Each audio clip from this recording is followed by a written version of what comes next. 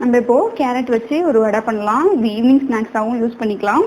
குழந்தைங்களுக்கு ரொம்ப பிடிக்கும். நான் வந்துட்டு ஒரு கேரட்டை நல்லா துருவிட்டு எடுத்து வச்சுருக்கேன். பாருங்கள், சின்னதில் போட்டு நல்லா துருவி எடுத்திருக்கேன். அதுக்கப்புறமா ஒரு உருளைக்கிழங்கு நல்லா வேக வச்சு மசிச்சு எடுத்து வச்சுருக்கேன். ஒரு 1½ டீஸ்பூன் போல் கார்ன்ஃப்ளவர் எடுத்திருக்கேன். உங்களுக்கு கார்ன்ஃப்ளவர் இல்லை அப்படின்னா அரிசி மாவு இல்லைன்னா மைதா மாவு கூட யூஸ் பண்ணிக்கலாம். இங்கே வந்துட்டு ஒரு 1/2 டீஸ்பூன் போல் மிளகுத்தூள், கொஞ்சமாக தேவைக்கேற்ற மாதிரி உப்பு, கொஞ்சமாக வந்து கொத்தமல்லி, இது கூடவே ஒரு டீஸ்பூன் எண்ணெய் மட்டும் போட்டு இந்த மாவு எல்லாத்தையும் நல்லா கலந்துக்கலாம். நான் இப்போது உருளைக்கிழங்கு, கேரட், கொத்தமல்லி இதெல்லாம் ஒரு பவுலில் சேர்த்துக்கிட்டேன். கூடவே கார்ன்ஃப்ளவர், தேவையான அளவுக்கு உப்பு, கொஞ்சமாக மிளகுத்தூள், அதுக்கப்புறமா ஒரு டீஸ்பூன் போல் எண்ணெய், இது எல்லாத்தையும் சேர்த்து இப்போ நல்லா மிக்ஸ் பண்ணி எடுத்துக்கலாம்.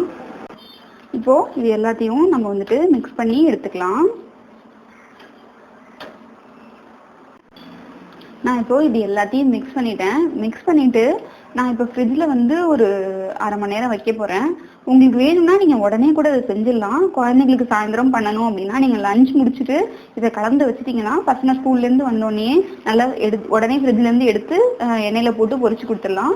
நீங்கள் உடனே பண்ணணுன்னாலும் இப்போவே எண்ணெயில் போட்டுட்டு வடை மாதிரி ரவுண்டாவோ இல்லைன்னா ஃபிங்கர்ஸ் மாதிரியோ நம்மளுக்கு பிடிச்ச ஷேப்பில் உருட்டிட்டு எண்ணெயில் நல்லா பொரிச்சு எடுத்துடலாம்.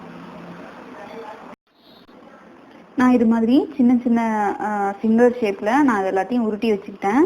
இப்போது எண்ணெயை காய வச்சுட்டு இது எல்லாத்தையும் போட்டு பொரிச்சு எடுத்துடலாம். எண்ணெய் காஞ்சிடுச்சு. நம்ம ஒன்று ஒன்றா இதில் சேர்த்துக்கலாம்.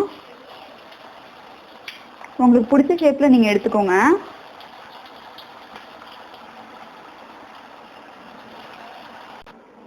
இப்போது 2 பக்கமும் நல்லா வெந்ததுக்கப்புறமா நம்ம அதை வெளியில் எடுத்துக்கலாம்.